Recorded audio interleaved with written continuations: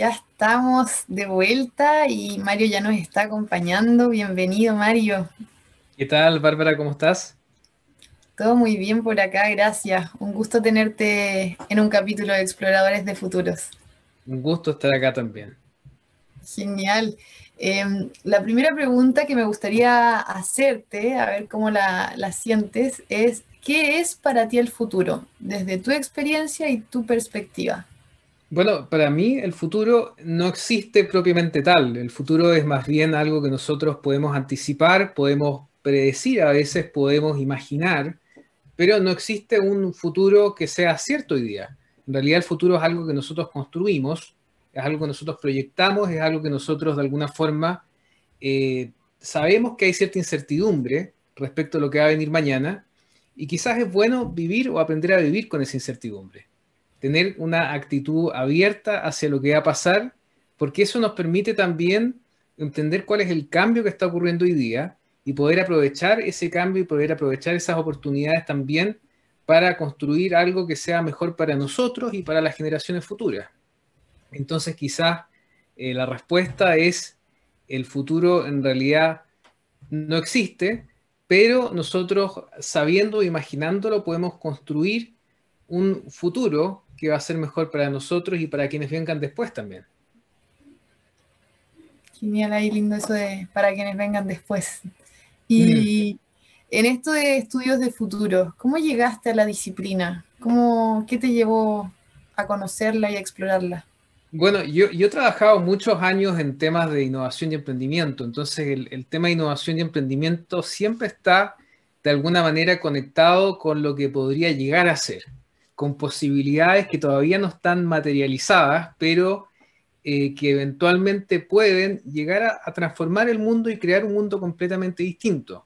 Entonces, a partir de la imaginación y a partir de la voluntad de ciertas personas. Entonces, siempre ha estado presente, pero no lo abordé hasta sino un par de años atrás de forma más, quizás más rigurosa, porque yo empecé a conectarme con este tema desde el momento que yo hice un posgrado en Inglaterra y pude conocer el trabajo que algunos investigadores estaban haciendo del tema de prospectiva. Entonces tuve la oportunidad en University College London de colaborar con una profesora que se llama Ines Steenmans, que trabaja en estos temas y he colaborado con gobiernos en el Reino Unido, en Singapur, en Emiratos Árabes, justamente a crear oficinas de gobierno que trabajen estos temas y proyectan cuál puede ser el futuro del país en los próximos 20, 30 años, que es una cosa que en Chile yo no conocí nunca. Quizás nosotros en América Latina y en Chile, la verdad es que no tenemos una trayectoria de hacer mucha prospectiva y de sistemáticamente pensar en cuáles podrían ser los posibles futuros y qué tipo de acciones podemos implementar en el presente para estar mejor posicionados, mejor plantados en ese futuro. Entonces a mí me sorprendió mucho conocer que esto se hace y se hace de forma rigurosa, con mucho método, en otras partes del mundo. Fue para mí un descubrimiento muy, muy interesante y que yo de esa forma también conecté con mi trabajo con emprendedores, con innovadores, con startups que están también imaginando un futuro que hoy día para la mayoría de las personas puede resultar inverosímil, pero que ellos de alguna forma prueban y tratan y desarrollan acciones que pueden llegar a cambiar el presente del mañana. Entonces, eso fue concretamente mi acercamiento. Yo después de colaborar con esta profesora en Londres, empecé a conocer un poco más cuáles son los métodos, cómo construir escenarios, por ejemplo, cómo poder observar distintas tendencias, cómo observar señales débiles del futuro en el presente, y me fui metiendo un poco más en eso gradualmente, tomando también conciencia de cómo nosotros estamos conectados con el pasado y con el futuro. Y eso también me viene mucho de mi formación como sociólogo, porque como sociólogo siempre tuve conciencia de la importancia de la historia, en el Mm, sentido de que todo lo que nosotros somos hoy día tiene que ver con un pasado, con una trayectoria, y en el fondo lo que nosotros podemos proyectar también lo que nosotros hacemos hoy día va a tener consecuencias para las generaciones futuras. Entonces yo creo que mi acercamiento viene puntualmente por conectarme con esta profesora en Inglaterra, pero previo a eso también con mi formación como sociólogo y mi experiencia de trabajo con emprendimiento y el tema de innovación. Genial. Y en esa línea me habías contado que estás haciendo un curso en la UDD relacionado con prospectar escenarios. A ver, el nombre lo tengo por aquí. Future Scenarios and Social Change in Emerging Economies. ¿Cómo te ha ido en esta experiencia como de tratar de compartir esta mirada con alumnos en universidad? Como, ¿cómo lo expresan, cómo lo toman? ¿Qué has vivido en ese espacio? Yo creo que es un desafío interesante para mí porque la gracia de trabajar con estudiantes universitarios, desde mi perspectiva, es que ellos tienen todo el futuro por delante, entre comillas. Como son muy jóvenes todavía, ellos todavía pueden plantearse del futuro de una manera que quizás en la medida que van pasando los años uno ve de forma distinta, porque todavía pueden o tienen, y creo que todos tenemos en el fondo la capacidad de imaginar, de visualizar futuros distintos, de ir construyendo futuros distintos. Ellos quizás por ser más jóvenes que yo, tienen quizás una mirada mucho más fresca o quizás más reciente del pasado. Yo por lo menos por la cantidad de años que ya he vivido, no me considero tan viejo, pero sí tengo los suficientes años para ver cómo ha cambiado el mundo. Entonces sí puedo decir, y ellos quizás también han tenido un poco esa experiencia menos que yo, pero yo creo que por lo menos para gente de mi edad o de mi generación, que de alguna forma nos hemos metido en la ola tecnológica, en la transformación digital, en la era que estamos viviendo, pero también tenemos la experiencia de haber vivido una época muy distinta. Entonces yo trato de alguna manera hacer a veces la mirada retrospectiva y ver qué tan distinto era el mundo 20, 30 años atrás respecto a lo que es hoy día, en muchos aspectos. ¿Cómo era el mundo pre-internet, el mundo pre-era digital, el mundo análogo todavía, principalmente análogo en que estábamos inmersos 20 o 30 años atrás? Y es impresionante darse cuenta como cosas absolutamente cotidianas se han transformado de una forma radical y nosotros hemos asimilado ese cambio de una forma sorprendente. Eso es lo que me ha llevado a pensar el curso y lo que he estado reflexionando con los alumnos. ¿De qué forma nosotros nos adaptamos, navegamos, asimilamos una transformación tecnológica y social que muchas veces ni siquiera somos conscientes de la magnitud del cambio, para quienes tenemos la suerte de tener la capacidad de adaptarnos a ello? Porque hay muchas personas que quedan finalmente marginalizadas de esta transformación. No es una transformación que ocurra de forma asimétrica. Entonces yo pienso, por ejemplo, en generaciones anteriores, pienso, por ejemplo, en mis abuelos, por ejemplo, que nunca aprendieron a usar un computador, y ahí te das cuenta de qué manera estos cambios son absolutamente asimétricos y dejan a algunas personas quizás tomando las ventajas o aprovechando el cambio, la oleada, de forma más ventajosa, y otras personas que quizás no se adaptan bien. Y eso lo vivimos todos en el mismo mundo, en la misma época, pero al mismo tiempo lo experimentamos y vivenciamos de forma muy distinta. Eso es lo que me ha permitido mucho este curso, que la verdad es el segundo semestre que lo hago, poder reflexionar y trabajar en conjunto con mis alumnos.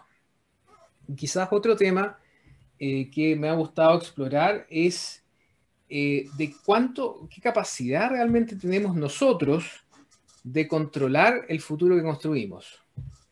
¿Cuánto control realmente tenemos? Porque hay una especie de ilusión que a veces tenemos de que podemos predecir, de que podemos controlar, de que podemos manejar nuestro futuro, cuando la experiencia nos demuestra reiteradamente que no somos no tenemos ese poder, ese superpoder que a veces imaginamos que tenemos, y muchas veces vemos a los expertos en los medios prediciendo, haciendo predicciones de cómo se va a comportar la economía, de cómo se va a comportar, de cuál va a ser el mundo el próximo año, y asumiendo muchas cosas que yo creo que la experiencia de la pandemia nos ha demostrado que son fantasías, son ilusiones, son supuestos. Y muchas cosas no vamos a ser capaces de anticipar. Y yo creo que el mundo nos va a sorprender de maneras que hoy día no somos capaces de imaginar. Entonces, creo que la posibilidad de hacer este curso y de pensar más a fondo temas de prospectiva ha sido también un ejercicio de humildad para entender los límites de nuestro conocimiento y los límites de nuestra capacidad de controlar el mundo, un mundo complejo, una sociedad compleja de la cual somos parte nosotros. Hoy me surgen distintas cosas, un poco lo que mencionabas, claro, como esta búsqueda de control o de certidumbres, a propósito de lo que decías al principio, de cómo aprender a vivir con mayor incertidumbre. Es como si en ciertos espacios todavía buscáramos esa certidumbre, un poco lo que mencionas, de tratar de ver, como predecir. eh, y cómo esto cambia un poco el foco, lo que tú mencionabas, cómo vamos aprendiendo a adaptar a los cambios cada vez más exponenciales de nuestro entorno. Me llamaba harto la atención lo que mencionabas de cómo el mundo hace 30 años o 20 años. Me parece súper interesante resaltar cómo el mundo efectivamente va cambiando, como la forma en la que nos relacionamos, el hecho de que estemos teniendo una videollamada ahora o que usemos WhatsApp o nos podamos hablar de una manera que hace 20 años no era posible y hacía las relaciones, a propósito de tú que eres sociólogo, totalmente distintas. ¿Cómo será el mundo del mañana sin tratar de usar o usando el pasado para aprender de él, pero sin tratar de creer que va a ser lo mismo, por así decirlo? Ese es un tema, porque si nos ponemos a pensar en todo lo que ha cambiado y lo que era inimaginable hace algunos años atrás.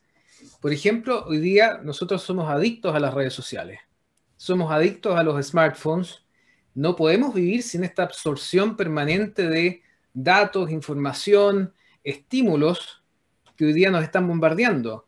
Entonces nos hemos adaptado fisiológicamente a esa forma de vivir. Nuestro cerebro ya está condicionado a que tiene que recibir estos inputs de información, estos updates constantes de nuestras redes sociales, que simplemente yo creo que si nos hubiesen preguntado hace 10 años atrás, cuando recién estaba partiendo este fenómeno, no hubiésemos imaginado que esto era posible.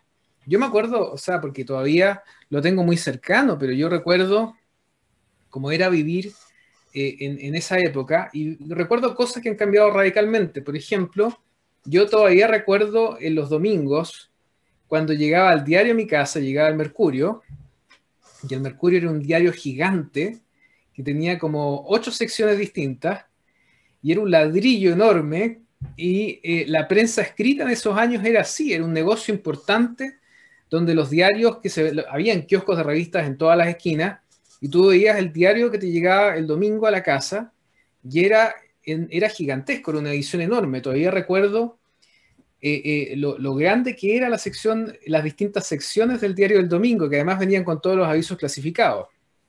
Bueno, esa realidad hoy día ya no existe.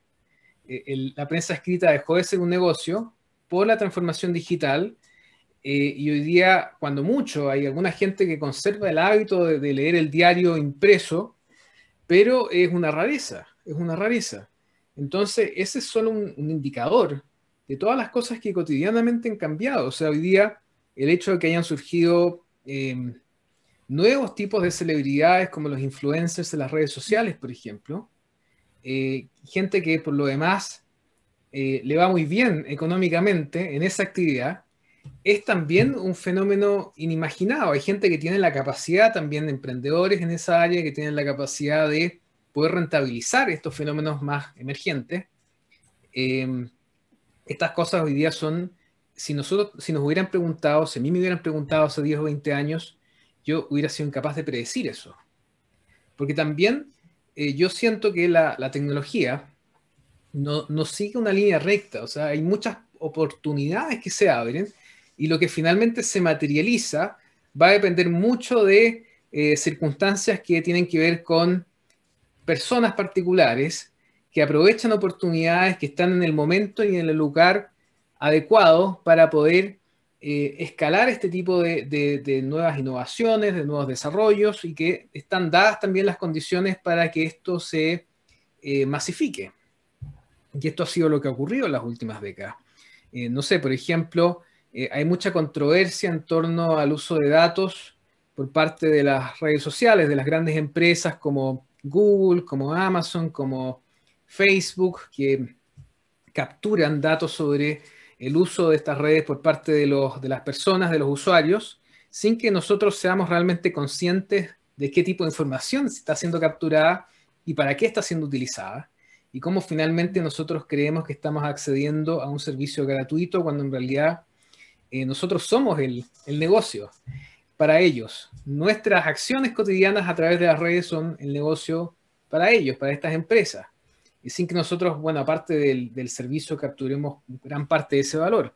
Entonces, hay muchas cosas que ocurren de manera explícita y a veces bajo la superficie, que son transformaciones radicales, pero que nosotros muchas veces no fuimos nunca capaces de anticipar ni prever, que los mismos gobiernos no fueron capaces de anticipar y prever. Entonces, lo que llama la atención es muchas veces cómo esto ocurre y cómo la transformación cambia totalmente nuestra forma de vivir, sin que nosotros seamos capaces de entender a veces en el presente lo que está ocurriendo, ni en qué dirección nos está llevando, y muchas veces podemos ser, en algunos casos podemos ser más bien optimistas y navegar esa ola, como creo que ha pasado con las redes sociales, que al final nosotros las asumimos como parte de nuestras vidas de manera muy acrítica, y en otras partes, como puede también ocurrir, a veces la sociedad es muy aprensiva al cambio.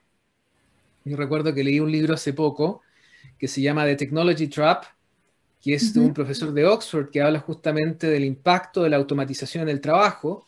Y estos profesores de Oxford hicieron un estudio donde anticipaban que el 50% de las ocupaciones actuales podría llegar a ser sustituida por desarrollo de inteligencia artificial.